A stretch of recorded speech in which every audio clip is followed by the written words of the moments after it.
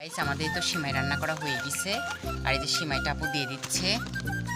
Guys এবার হলো নারিকেলের সিমাই রান্না করা হবে, এজন্যই তো নারিকেল কেটে নিব। দুইটা নারিকেল আছে আর ঈদের সময় নারিকেলের প্রচুর দাম।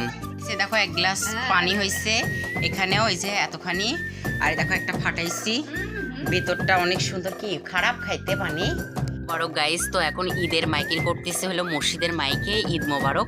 তো আমাদের এই তো ক্ষীরটা হয়ে গেছে আর এখানে আপু মাংস রান্না করবে, এই জন্য মশলাপাতি সব রেডি করে নিচ্ছে। তো কড়াইতে রান্না করবে, যে মশলাপাতি সব রেডি করে নিচ্ছে। আর এখন বাজে হলো 7টা বেজে গেছে, রাত হয়ে গেছে। তো গাইস এই তো গরুর মাংস রান্না করা হচ্ছে, এখানে 3 কেজি মাংস নেওয়া হয়েছে। তো গাইস এই মাংসের হলো কালাভুনা বানানো হবে। তো আপু এখন তো রাত, তো এই জন্য ভালো করে ক্যাপচার মানে ভিডিওটা ভালো হচ্ছে না, এর ভিতরে বেশি করে গাইস এই যে এই 2 কেজি মাংস হলো কষানো হবে। এই তো কড়াইতে সাদা তেল দেওয়া হয়েছে, এবার পেঁয়াজ দেওয়া হবে। এই তো তো এই চুলাতে রান্না করতে আমি স্টার্ট করে দিচ্ছি। আর এই 2 কেজি মাংস কষানো হবে।